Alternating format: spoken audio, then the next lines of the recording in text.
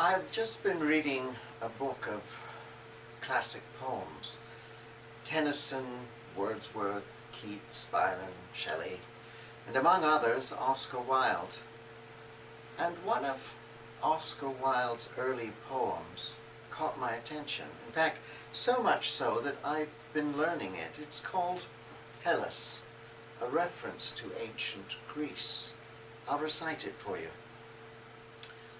To drift with every passion till my soul is a stringed lute on which all winds can play. Is it for this that I have given away mine ancient wisdom and austere control? Methinks my life is a twice-written scroll, scrawled over on some boyish holiday, with idle tunes for pipe and virelay which do but mar the secret of the whole.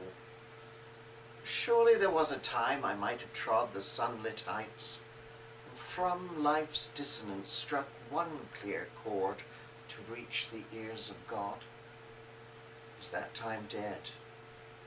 Lo, with a little rod I did but touch the honey of romance. Must I lose a soul's inheritance? For a long time before that, I feel, very telling poem first appeared in print in 1881. Its author's name had been providing the British public with a topic of conversation very far removed from its usual themes, at once so classic and so cozy as the weather and the royal family. There goes that bloody fool Oscar Wilde, a gentleman in the street had audibly remarked as he passed the poet by. The poet turned to his companion and said, "It's quite extraordinary how quickly one becomes known in London." Well, his own appearance in those youthful London days was indeed very spectacular. You can picture the tall, amply built young man with his very powerful, indolent, very Babylonian sort of a face with its drooping crown of long, thick hair. He would often be wearing knee breeches, silk stockings, a velveteen jacket, a floating tie of greenish brocaded satin, and in his pale, pointed hand he would hold a lily, sometimes even a sunflower.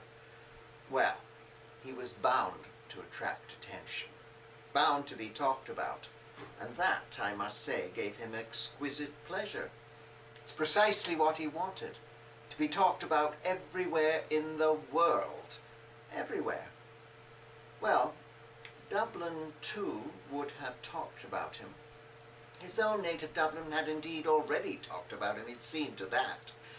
But impoverished Dublin could not offer him the fame and the rich reward he so desperately desired. It was a less opulent, less elegant social setting. And Dublin was conversationally more challenging than London too. No.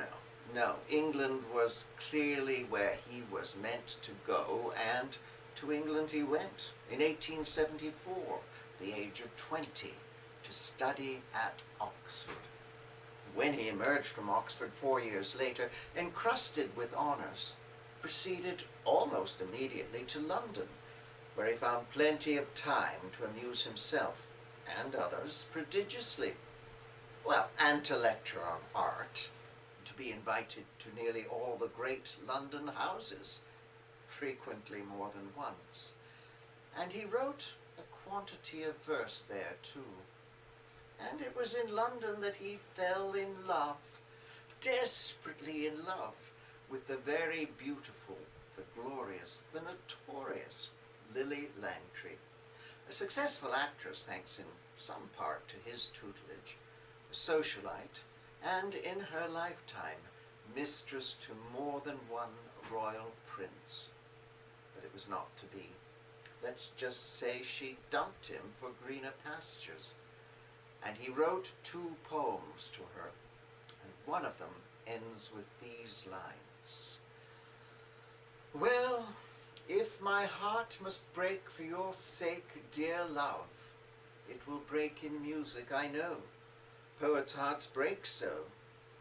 But strange, I was not told the brain can hold in a tiny ivory cell God's heaven and hell.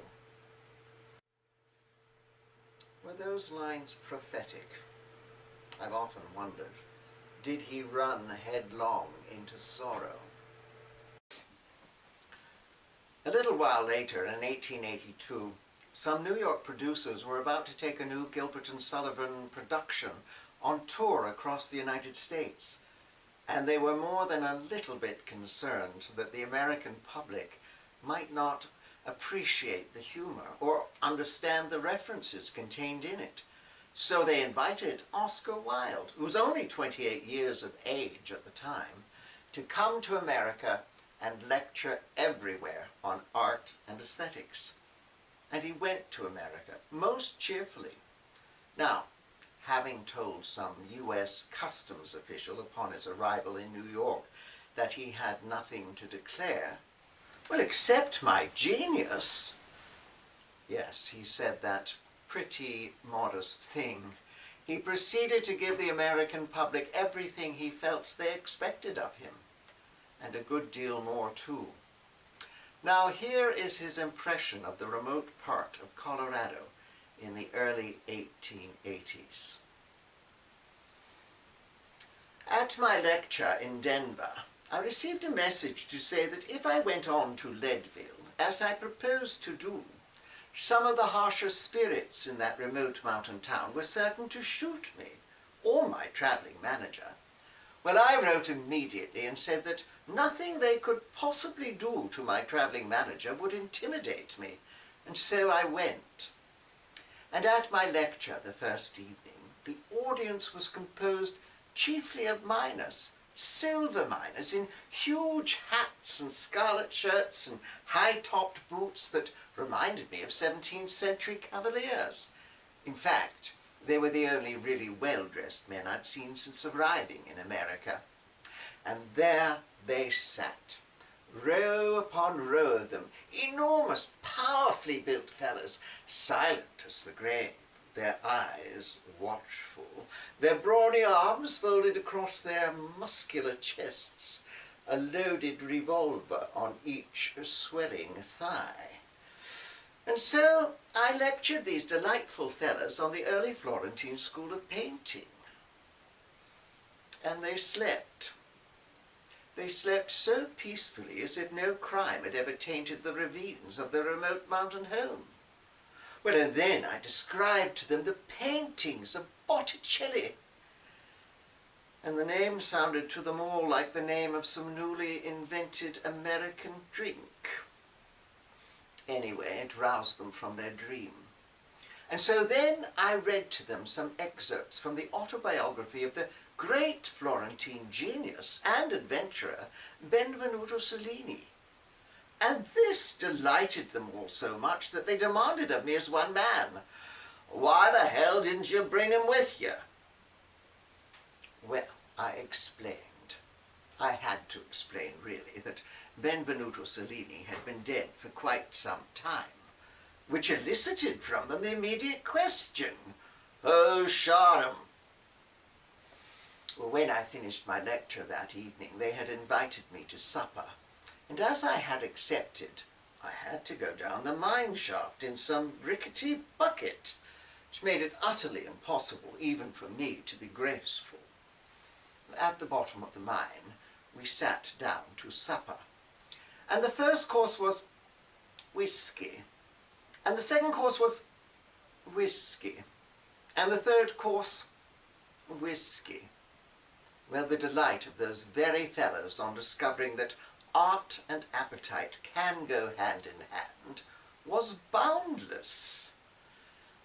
Yes, it is said that he drank those very fellows under that very table that very night, and a good deal of other rough people under many other tables on many another rough night.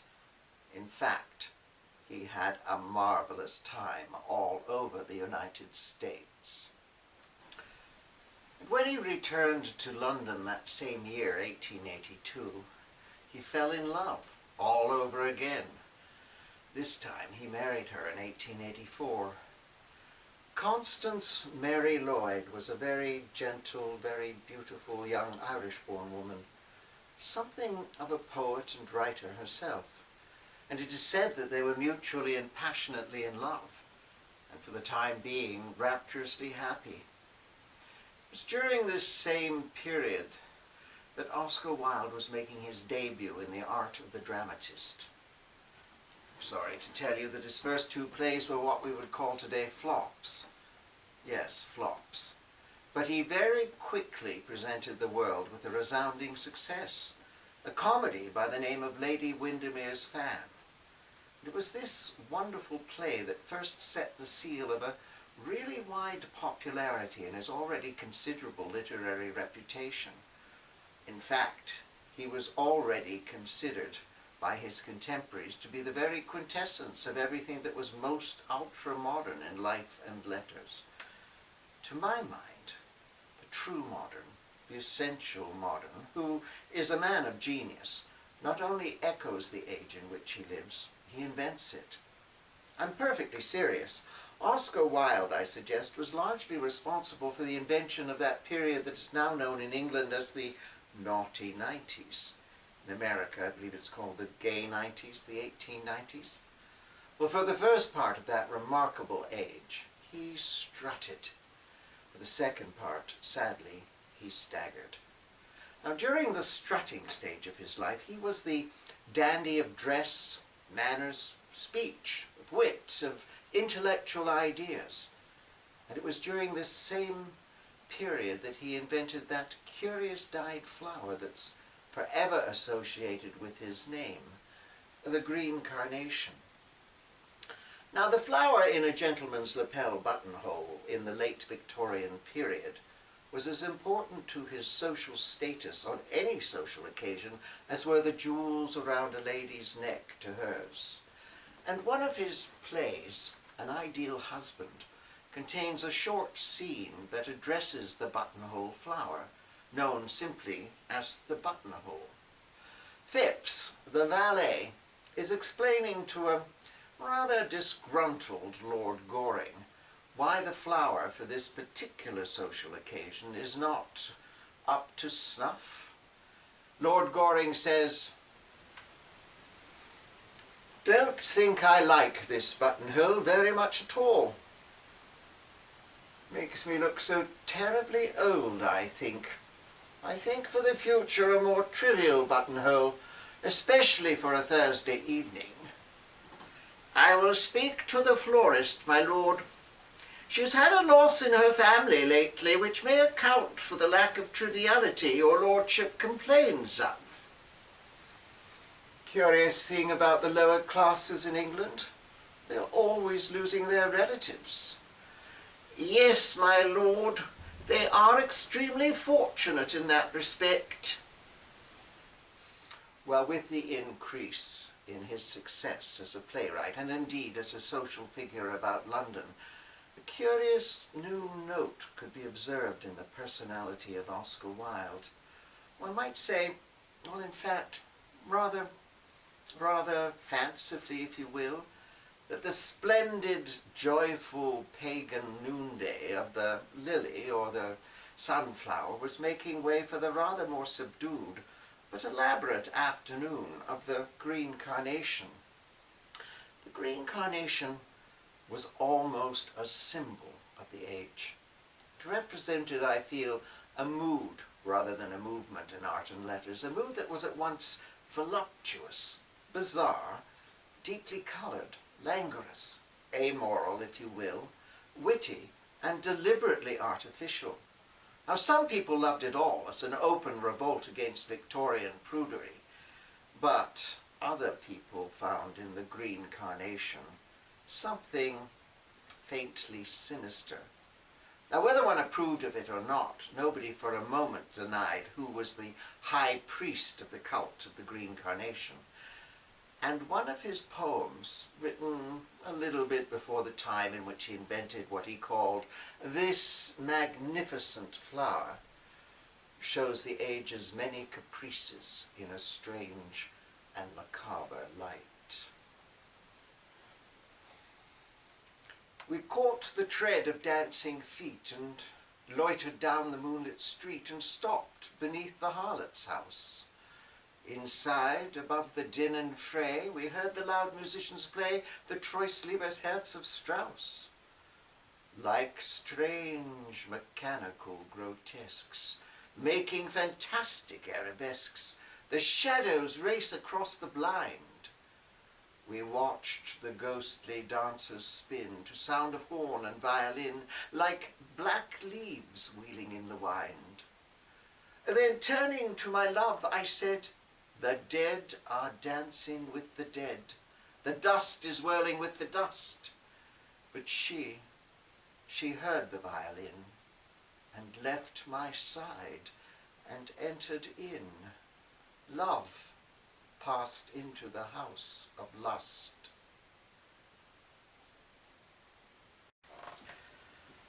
Well, the same mood can be found, perhaps at its height, in Oscar Wilde's one and only novel, a work of art which I must tell you earned him precisely nothing, well, except perhaps the unanimous abuse of all the critics. They found it to be altogether unwholesome, you see, and that despite the fact that his publisher had secretly removed a great deal of the unwholesome material from it before its first publication. Now, unwholesome was a very popular adjective in the 1890s. If one did not approve of something, one said with a snort, "It's unwholesome, sir!" On the other hand, if you were the sort of person who did approve of that sort of thing, you probably said something like, "It's deliciously, deciduously exotic," and you breathed through your nose and you gazed at the ceiling. However, let's get to that novel. The painter, Basil Hallward, is at work in his London studio putting the finishing touches on a splendid full-length portrait of a young gentleman who is 20 years of age, the possessor of birth, of breeding, of immense wealth, and of amazing beauty, and who bears the name Dorian Gray. Now, the painter has a sort of romantic admiration for his sitter.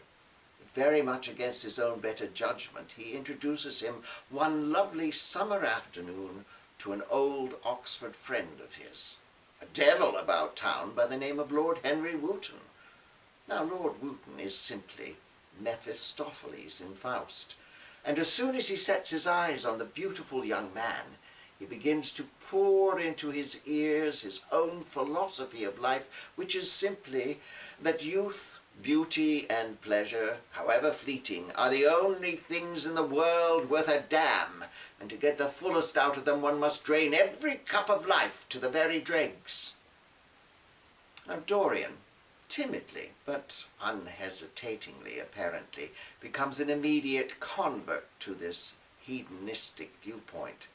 Indeed, so enthusiastic is he that as soon as the painting is finished and framed, he stands before it and gazes upon it, and for the first time in his life he realizes how amazingly youthful he is, how ridiculously beautiful, like a Greek god, and he utters a prayer and prays silently that the painting may change and grow old and bear the burden of his days and his deeds, but that he himself shall remain forever youthful. Now, Oscar Wilde has said that when the gods wish to punish us, they answer our prayers. Well, this precisely is the fate of Dorian Gray. His prayer is answered, the miracle happens, and Dorian goes on to lead a life of the most reprehensible, though largely unspecified pleasures. Now, unspecified probably because that publisher of his had removed a great deal of the unwholesome material. The painting begins to change, slowly changing, horribly changing, and Dorian, fascinated by the horror that is slowly creeping across the painted canvas, hides the thing away in a locked attic room in his house on Grosvenor Square in London, a room to which he alone has the key. And despite the passing of many dreadful years of his life, Dorian goes on looking like some blameless, youthful Narcissus. The same, alas, cannot be said about the painting, which alone in the locked-up attic room, except for the occasional visit from Dorian to see how it is getting on, goes from beautiful to bad, and from bad to worse. It grows older and older, more and more depraved, sensual, seared, and lined with hideous passions. Well, after 19 long years of Dorian's dreadful life, the painter, Basil Hallward, has grown perturbed at the evil reputation of his former friend, and he decides to pay him a visit, well, to confront him about his evil ways. Well, Dorian is furious about the cross-examination that ensues and wickedly decides to take his bewildered friend up to the barred attic room. And at the locked door he turns to his friend with a sneer and he says, "Yes, you, Basil, you of all people have a perfect right to know everything about me. Everything. So come in and see the result of your handiwork." Basil Hallward is horrified at the realization that slowly dawns on him as he looks upon his work of art. The friends argue viciously, and Dorian, in a fit of rage, looks around and seizes a knife lying on the table and murders his unsuspecting friend by stabbing him in the neck again and again and again. Dorian is able to dispose of the body without being detected, and Basil Hallward has simply disappeared from London society without a trace, and Dorian goes on with his dreadful life. But after the passage of some time, the nature of his crime begins to pall on Dorian. His soul rises up in torment and in anguish. Dorian decides, "I must try and lead a better and purer life." It was not to be.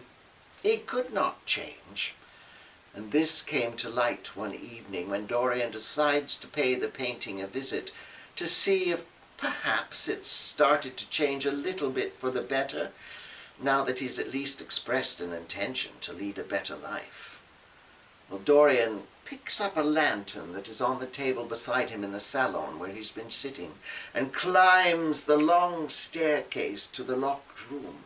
He unlocks the door, then locks it behind him as was his custom, sets the lantern down on the table, and in its dim glow goes over to peer upon the painted canvas. No change. No change at all. Except in the eyes. In the eyes is the new horrible expression of what? Of cunning and craftiness. And the mouth. The mouth has the new curved, wrinkled smile of the hypocrite. And there's blood oozing down the painted canvas. There was no change in Dorian's life for the better. No change at all, except perhaps his new hypocrisy. Well, Dorian is in anguish. How can I cleanse my soul? Must he confess? Confess and hang from the neck till dead? There was nothing to incriminate him. No evidence at all, except the painting itself. He would destroy the painting. He looks around and sees the knife lying on the table, the very knife that had killed Basil Hallward. As it had killed the painter, so it would kill the painting too, and everything it represented, including his own conscience. He picks up the knife and stabs at the canvas.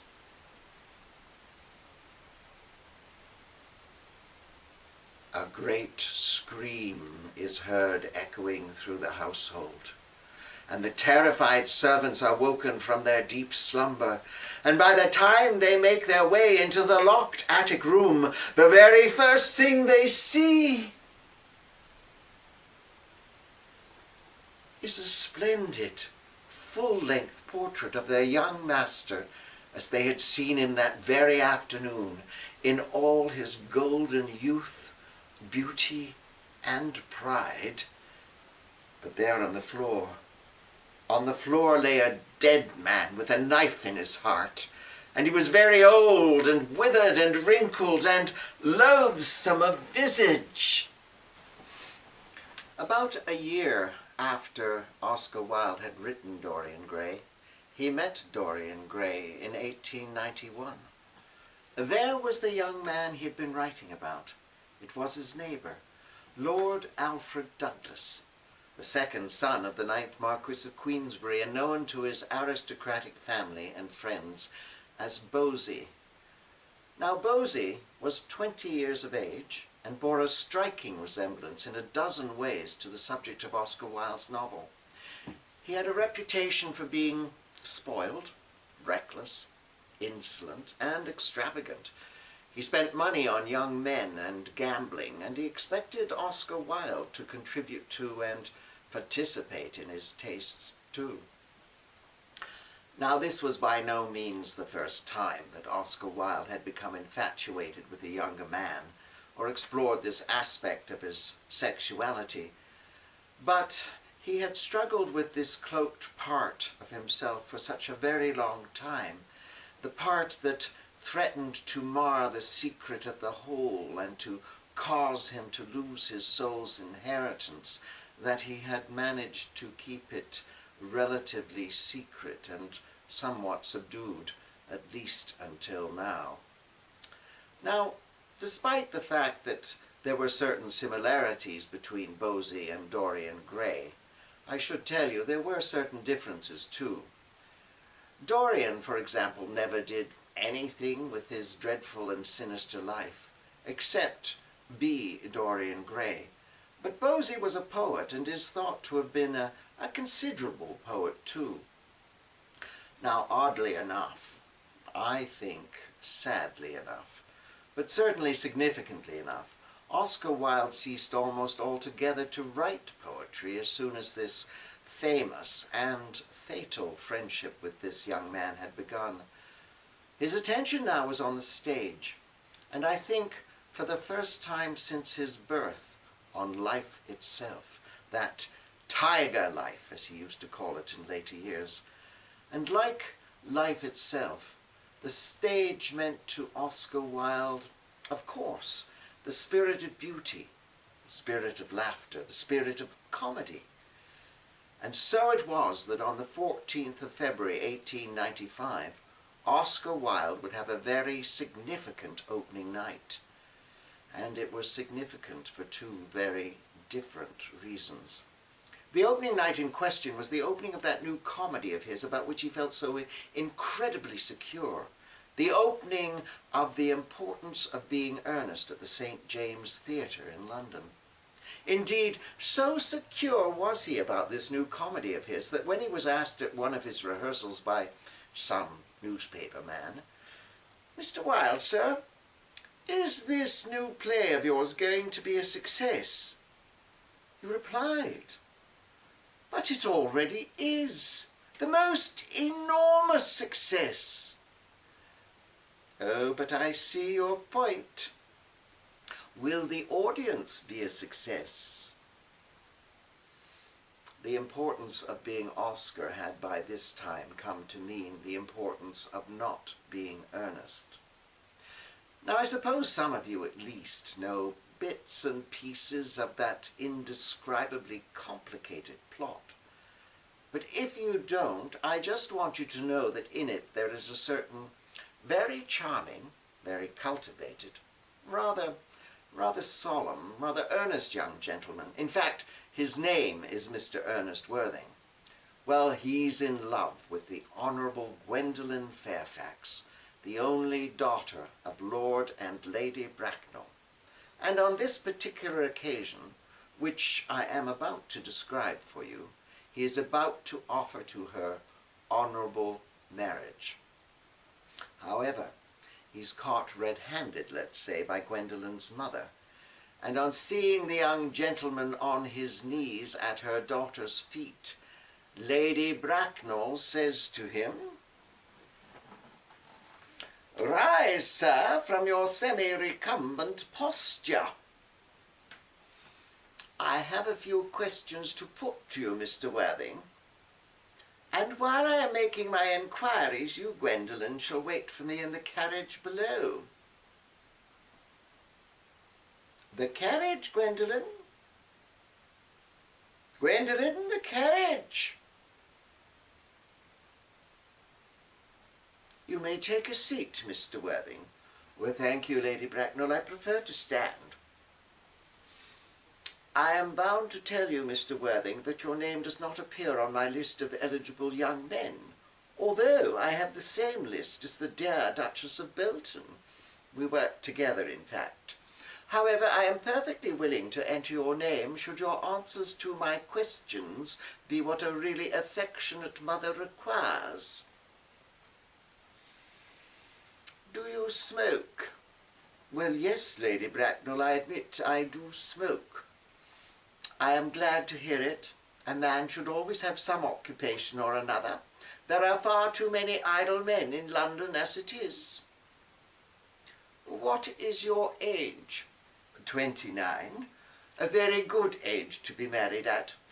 I have always been of the opinion that a man desiring to marry should either know everything or nothing. Which do you know, Mr. Worthing? I know nothing, Lady Bracknell. I am pleased to hear it. I myself do not approve of anything that tampers with natural ignorance. Ignorance, Mr. Worthing, is like a delicate exotic bloom. Touch it and the bloom is gone. The whole theory of modern education is radically unsound. Fortunately, in England, at any rate, education produces no effect whatsoever.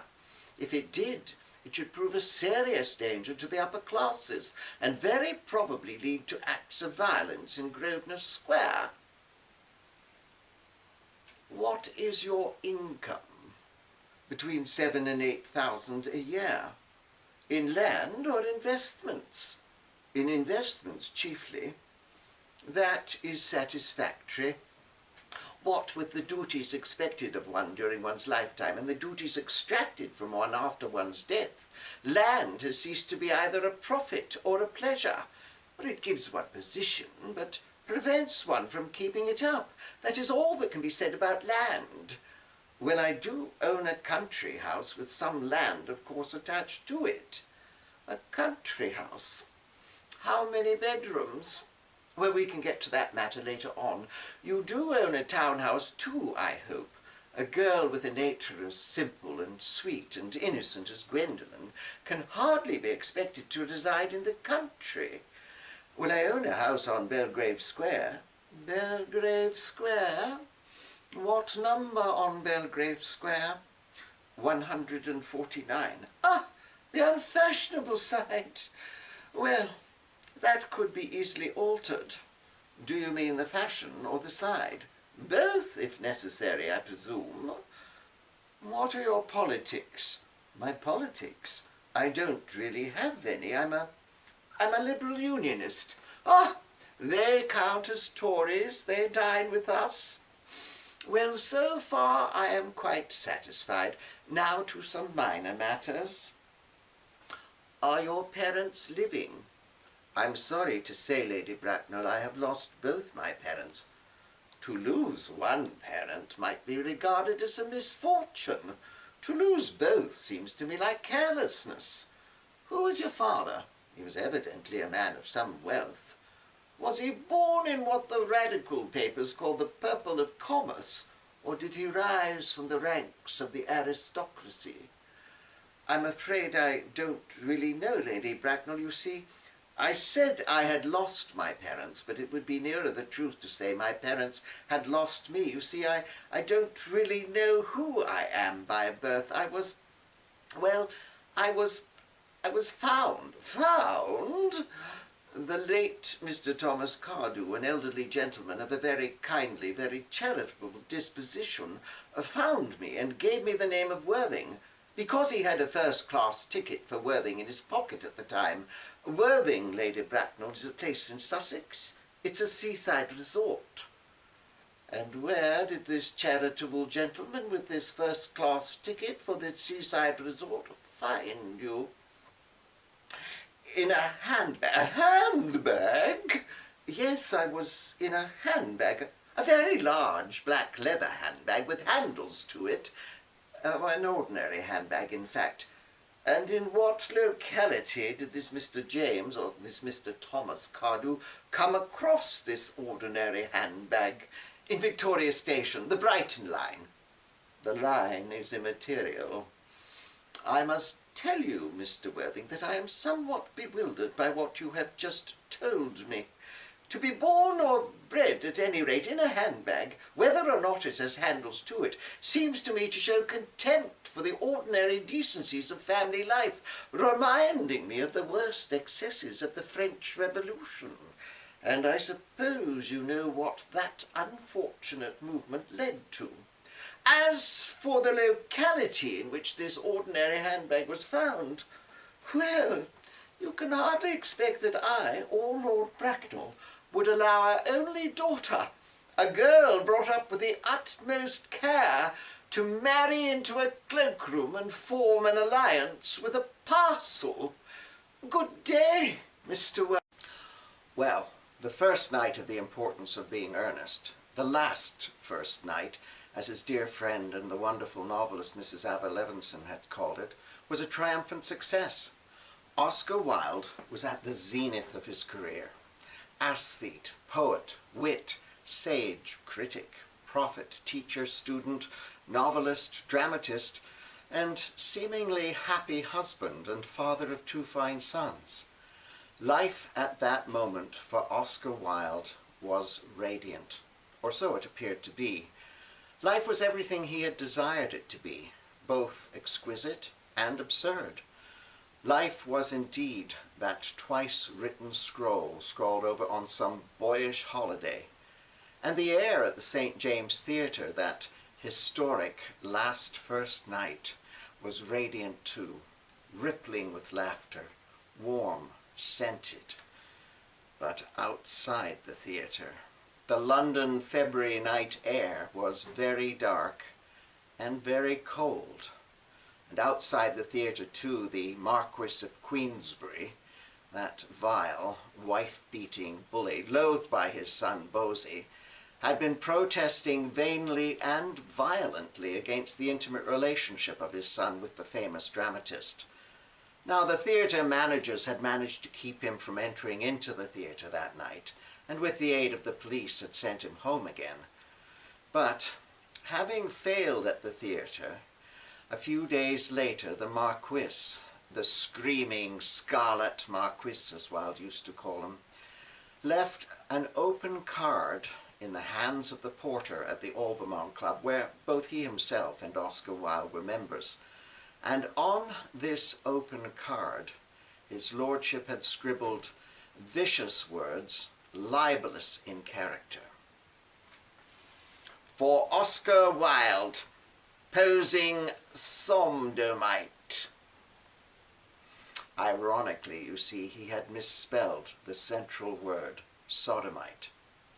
And when Oscar Wilde called at his club a few days later again and read what was written on this open card, he immediately wrote a brief letter himself, not to Bosey, but to a dear and intimate friend of his, the most devoted, loyal, true, selfless, courageous friend that Oscar Wilde had ever had or would ever have. His name, Robert Ross, a Canadian, a journalist, art dealer, art critic living abroad. In fact, the grandson of the great Upper Canadian reformer Robert Baldwin and son of a noted politician, John Ross. And this is what Oscar Wilde wrote to Robert Ross. My dearest Robbie, since I saw you today, something has happened. Bosey's father has left an open card at my club with hideous words written upon it. I can see nothing but a criminal prosecution for libel, because my life is ruined by that man. The Tower of Ivory is assailed by the foul thing. Robbie, I don't know what to do. Try to come tonight. Yours ever, Oscar. Well, Robert Ross could clearly see the writing on the wall, and he begged Oscar not to engage the courts, but to retire to France immediately to avoid prosecution himself. But Oscar Wilde was blinded by terror, and indeed his own beloved mother and Bosey himself both encouraged him to stay and fight like a man. Well, this led to some very bad decision-makings by Oscar Wilde, and he was soon arrested and charged, not with the crime of sodomy, but with the relatively new crime of gross indecency. The penalty for the crime of sodomy, known as buggery in the ancient statute, had been since the time of King Henry VIII in 1533, death. But a little over 300 years later, in 1861, the penalty was generously reduced to life in prison. But this was still considered a very harsh penalty, and so successful prosecutions for sodomy were apparently very rare. And then in 1885, indeed when Wilde was in his heyday, the criminal law of England was amended to make the new, vague, and undefined term, gross indecency, a crime when it's committed by male persons and whether it's committed in public or in private. Indeed, so vague was this new term that it gave judges and juries alike wide berth to do with as their own morality dictated, and it was used most frequently to prosecute male homosexuals when actual sodomy could not be proven. Now, it may seem curious why this new law would be limited to male persons. Well, the story goes, now it is an unconfirmed story, but it's a good one nonetheless, so I'm going to tell it.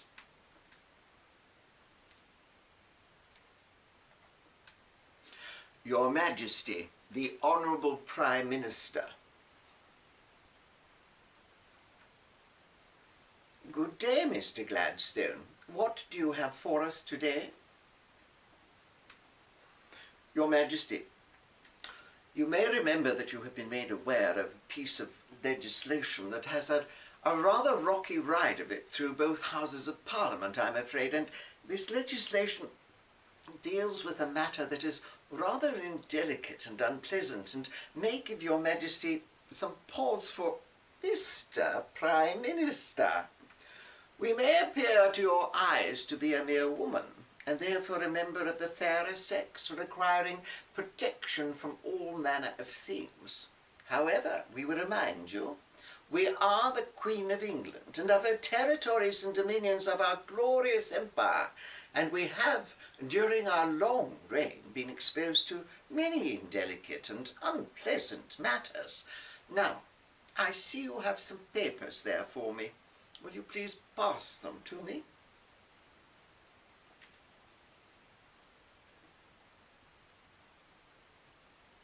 Persons? Persons? Mr. Prime Minister, does not the word person refer to members of both the male and the female sex? Yes, Your Majesty. We cannot believe that women, ordinary women, would either actively or willingly engage in conduct that is presumably contemplated by this rather bizarre expression, gross indecency. The thought does not amuse us. No, no, no, no. It cannot be. It shall not be. The law as written is far too broad. Women should not be exposed to such scurrilous imaginings. We shall clarify the matter, Mr. Prime Minister, by inserting the word male before the word person. Do you understand, sir? Yes, Your Majesty. The penalty for this new crime of gross indecency was up to 2 years in prison, with or without hard labour, according to the whim of the presiding judge.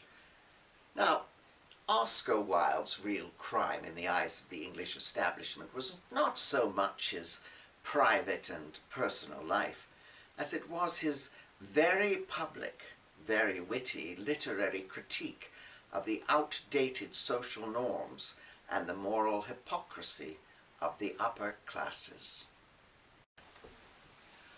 Now, Oscar Wilde was tried along with another man, Alfred Taylor, who had helped procure for him over the years a number of rent boys. We'd call them male prostitutes today. And the trial, which involved celebrity, sex, witty dialogue, political intrigue, strange twists of events, and important issues of art and morality, fascinated all of England, indeed much of the world at the time. And the Crown prosecutor, urged on by the Marquis, mounted a vicious attack on the personality and the character of Oscar Wilde, aided by paid witnesses, perjury, half-truths, things said and taken out of context, and things left unsaid. Yes, unsaid, because you see, Bosey did not even enter into the picture. He was conveniently away in Europe during the whole procedure. But it was Oscar Wilde himself who helped construct his own conviction in the eyes of the court, as much by his words as by his deeds. For you see, pride comes before a fall. And when he was asked in the witness box, "Sir, what do you mean by the phrase, 'the love that dare not speak its name,' which is contained in those 2 letters of yours which are before this honourable court?" He replied, honestly, eloquently, and fatally, "The love that dare not speak its name in this century is such a love between an elder and a younger man, such as there was between David and Jonathan, such as Plato made the very basis of his philosophy, and such as one can find in the sonnets of Micheal and Shakespeare. It is that deep, spiritual affection, as pure as it is perfect. It dictates and pervades the great works of art, of the likes of Shakespeare and Micheal, and in those 2 letters of mine, such as they are. In this century it is greatly misunderstood. So much misunderstood that it is described as the love that dare not speak its name. And on account of it I am placed where I am today. It is beautiful. It is fine. It is the purest form of affection. There is nothing unnatural about it. It is intellectual and repeatedly exists between an elder and a younger man, where the elder has all the intellect and the younger has all the hope, joy, and glamour of life before him. That it should be so, the world does not understand. The world mocks it, and sometimes places one in the pillory for it." And so it did.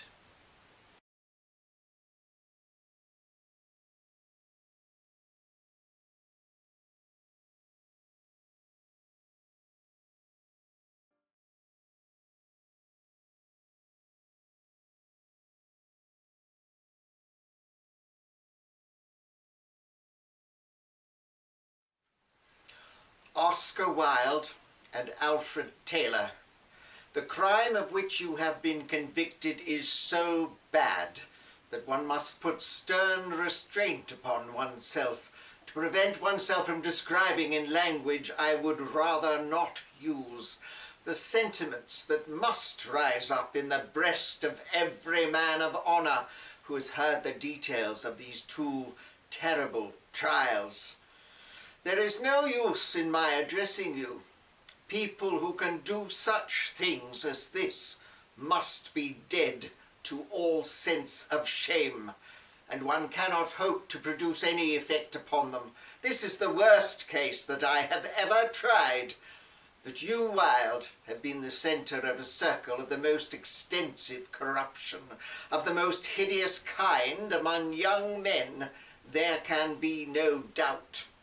I shall, in the circumstances, be expected to pass the severest sentence that the law of England allows, and to my mind it is wholly inadequate in such a case as this. The sentence of the court is that each of you be imprisoned and put to hard labour for a term of 2 years.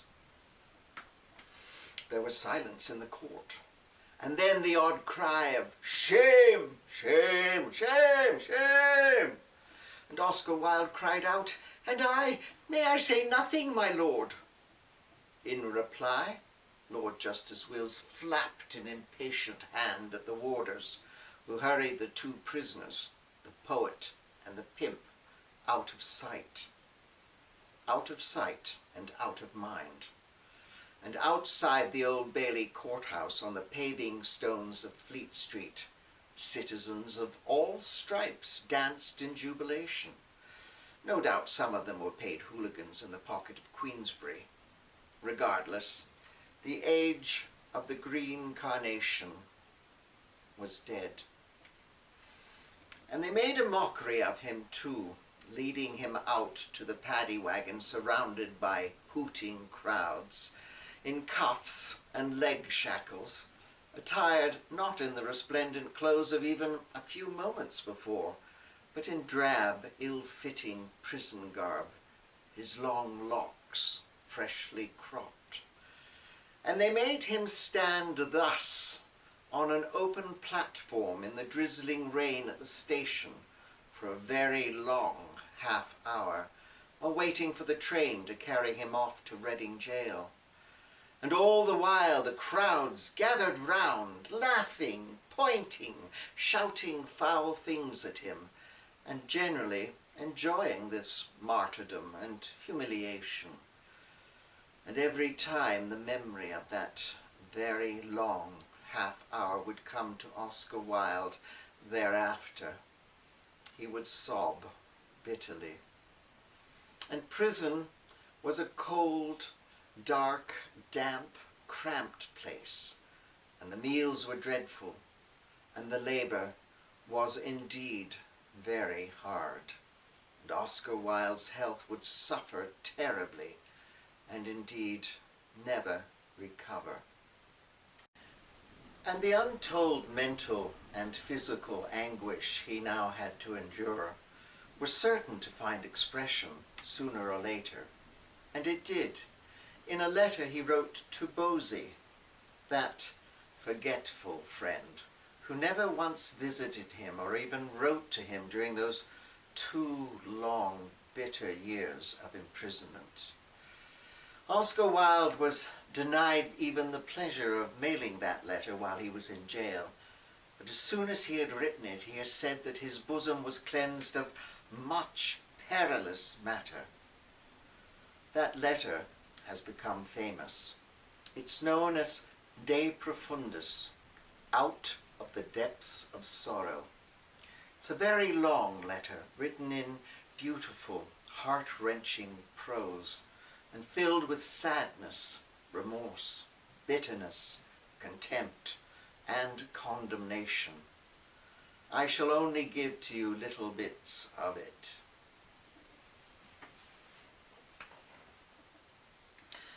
Her Majesty's Prison, Reading. Dear Bosey, after long and fruitless waiting, I've determined to write to you myself, as much for your sake as for mine, for I would not like to think that I had passed 2 years of imprisonment without ever receiving a single line from you, or any news, or any message except such as gave me pain. Our ill-fated and most lamentable friendship has ended in ruin and public infamy for me, and yet the memory of our ancient affection for each other is very often still with me, and the thought that loathing and bitterness and contempt shall forever take the place in my heart once held by love is very sad to me. But I begin, Bosey, by telling you that I blame myself terribly. Yes, as I sit here in my dark cell in prison clothes, a disgraced and ruined man, I blame myself.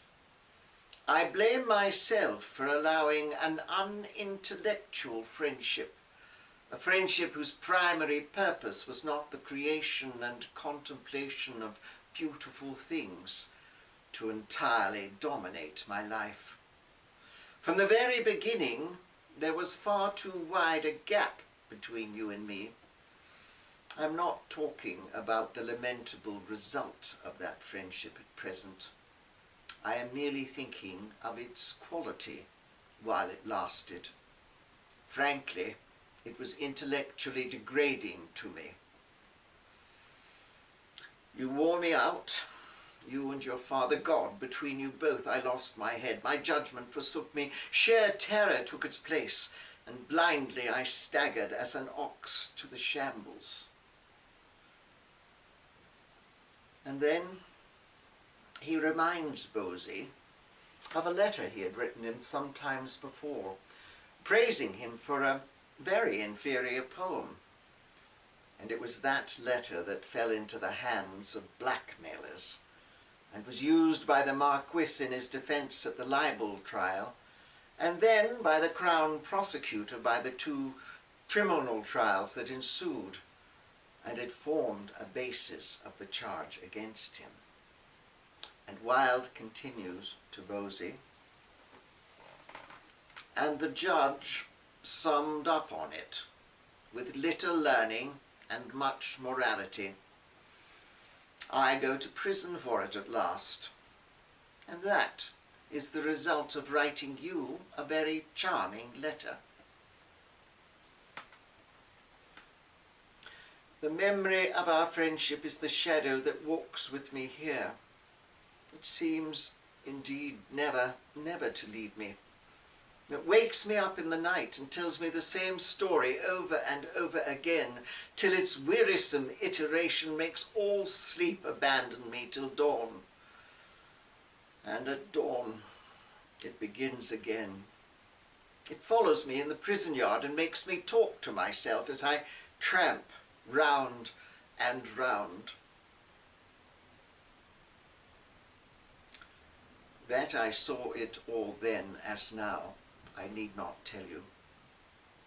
But I did say to myself, I love him, and at all costs I must keep love in my heart, because if I go to prison without love, what shall become of my soul? Sorrow after sorrow has come beating at these prison doors in search of me, and the gates have been left wide open to let them all in. Hardly, if at all, of my friends been allowed to see me here. My enemies have been given free access all the time. I've been taunted and threatened with complete poverty. That I could endure. I could steel myself to endure worse things than poverty. But now you see, my 2 little sons are taken away from me by legal procedure, and that the law could decide or allow itself to decide that I am a man unfit to be with my own children, never to see them again, never, is so unutterably terrible to me, terrible that the pain and disgrace of prison is nothing compared to that, nothing at all.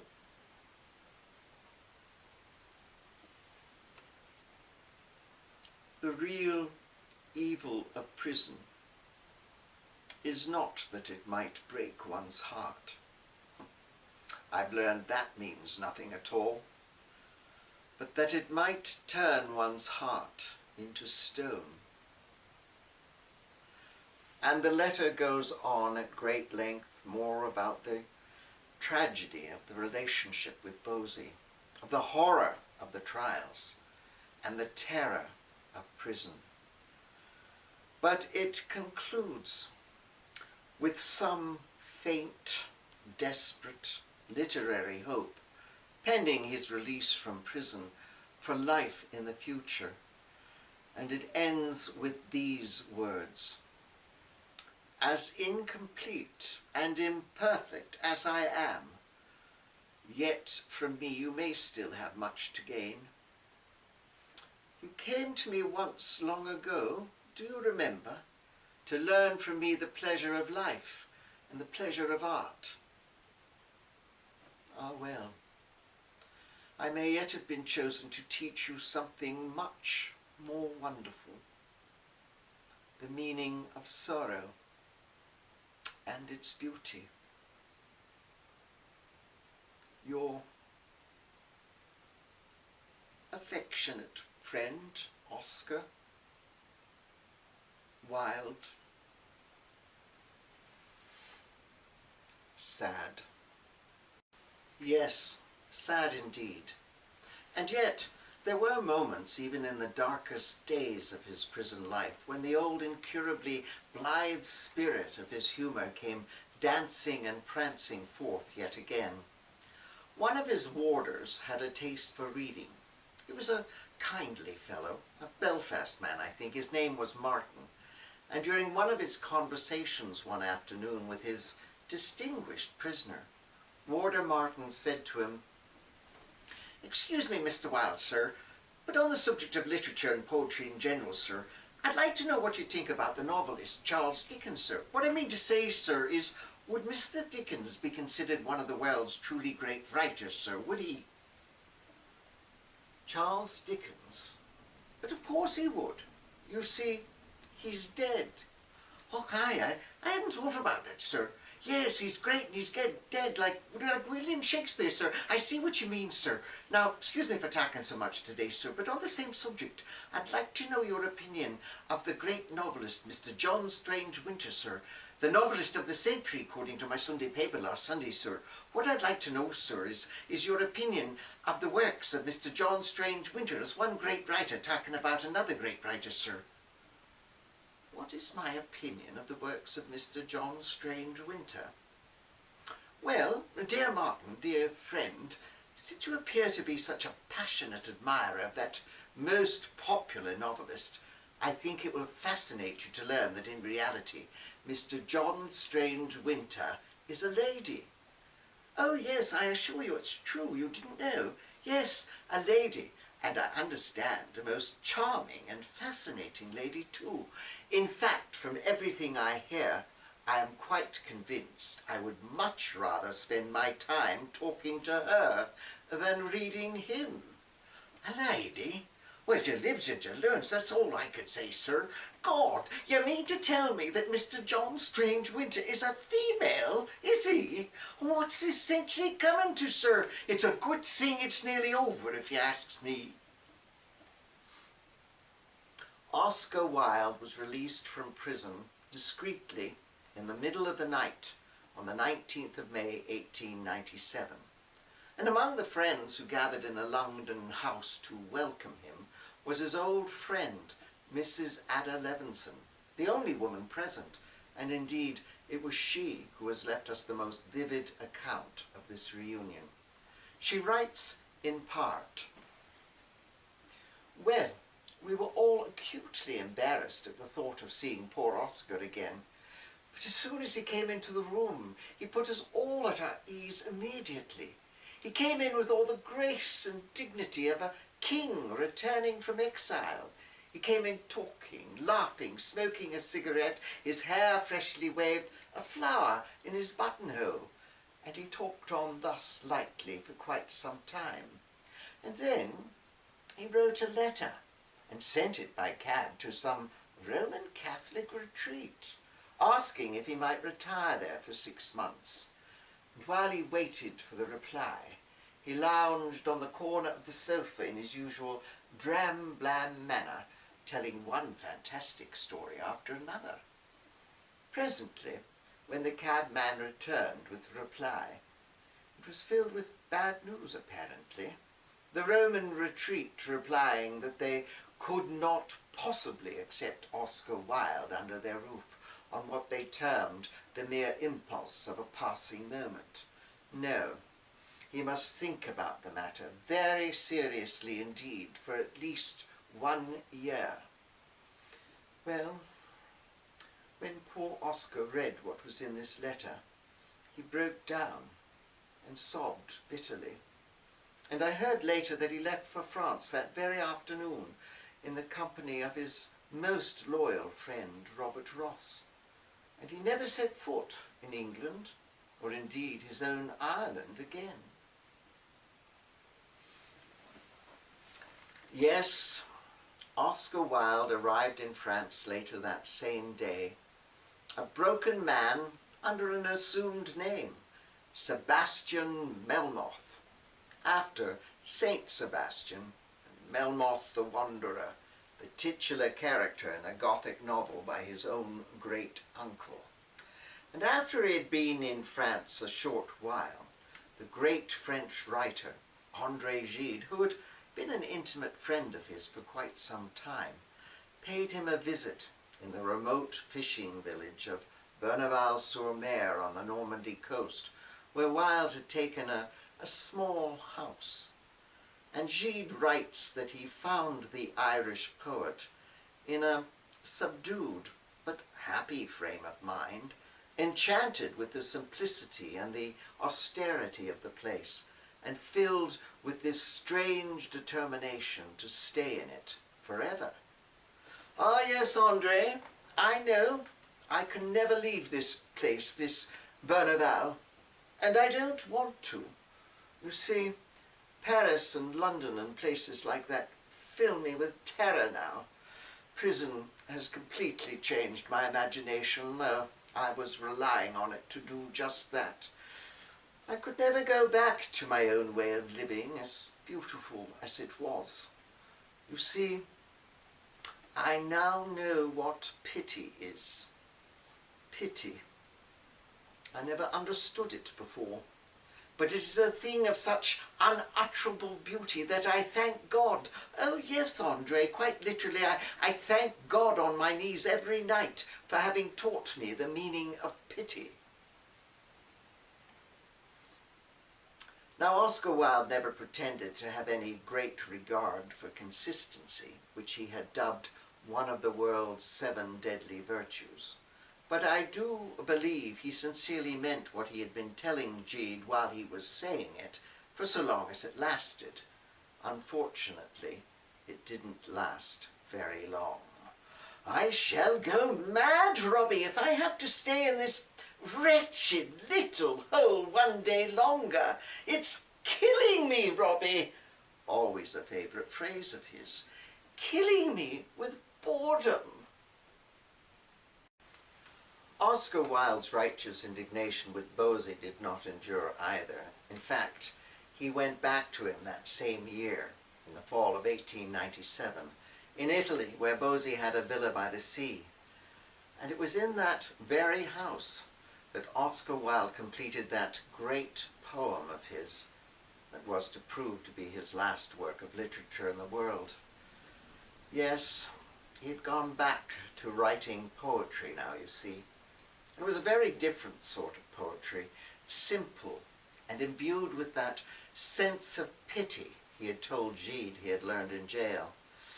And he dedicated this compassionate poem to a man who had been in prison with him, a man he had never actually met, but a man whose anguish he had observed at a distance, a man who was hanged for murdering his own wife.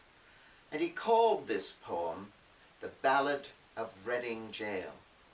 It's a very long poem, and I shall only recite these 3 verses for you. With slouch and swing around the ring, we trod the fool's parade. We did not care, we knew we were the devil's own brigade, and shaven head and feet of lead make a merry masquerade. We tore the tarry ropes to shred with blunt and bleeding nails. We rubbed the doors we scrubbed the floors and cleaned the shining rails, and rank by rank we soaped the planks and clattered with the pails. We sewed the sacks, we broke the stones, we turned the dusty drill. We banged the tins, we bawled the hymns, and sweated on the mill. But in the heart of every man, terror was lying still. What more is there to say about him? The reunion between Oscar Wilde and Bosey did not endure. They fought often and separated again after only a few months in early 1898. Bosey would turn his back on his open homosexuality. He would have an unhappy and eventually a failed marriage. He would become a staunch, rigid conservative, convert to Roman Catholicism, become an anti-Semite, and some say a Nazi sympathizer. And he died in 1945, more or less alone, and in greatly reduced financial circumstances. And shortly after the separation from Bosey that same year, in fact in April of 1898, Oscar Wilde would get news that his wife, for indeed they never had divorced, had died tragically in Italy after botched surgery for some unknown neurological condition. Oscar Wilde would never see his two sons again. He would drift about Europe, mostly in Italy, mostly alone, a broken, disheveled man, drunk much of the time, poor and dependent on the occasional handout from a friend. He was indeed a Lucifer fallen. But Paris, inevitably, was to be his final destination. Paris in all her beauty, her time-worn airs and graces, her often grim and always experienced smile, her secret, infinite gift of compassion. Oscar Wilde would never write another word, and he lived in a small, unpretentious, but by no means unattractive hotel. In fact, in two of the nicest rooms in the place, thanks to the kindness of the hotel proprietors. But his chief trouble there was the wallpaper. The wallpaper, you see, for such a passionate lover of beauty was indeed very tough. Its design, a remorseless and repellent aspect, carried out mainly in 3 shades or tints of magenta, magenta, and magenta. And every time he looked upon it, which had to be fairly frequently in those last months, because you see, he spent practically all his time in those 2 rooms, he would utter his favorite slogan. "It's killing me, Robbie, killing me." And once, during a half-sad, half-comic resignation, seemingly knowing that his end was coming very near, he gazed fixedly upon the offending wallpaper and murmured, "Ah, yes, of course, one of us has to go." And yet it was not the wallpaper that made him so terribly sad there, but the thought of his magnificent and tragically ruined life. "Lo, with a little rod I did but touch the honey of romance, and must I lose my soul's inheritance?" So prophetic, those lines written when he was only 26 or 27, just beginning, just discovering. And yet, despite ill health and heavy drinking, his imagination continued to burn as brightly as ever. For the sake of conversation alone, he remained the best companion in all the world. Its magic flowed from him. And although his friend and fellow Dubliner Bernard Shaw has said that he was unproductive at the end, Nobody blames Socrates for talking instead of writing. And as Hesketh Pearson, the famous dramatist and biographer, has reminded us, Oscar Wilde earned his living every time he opened his mouth. He was in a great deal of pain at the end because, you see, he was dying with cerebral meningitis. And yet, to the very end, he retained not a little, but a great deal of his incorrigible willfulness and gaiety of temperament. And on the day before he died, he looked up at his dear friend Robert Ross, and with a sudden gleam in his eye, he whispered, "Robbie, when the last trumpet sounds, and you and I are couched in our purple and porphyry tomb, I shall turn to you and whisper, 'The last trumpet.' But oh, Robbie, I shall add, 'Robbie, dear boy, let us pretend we do not hear it.'"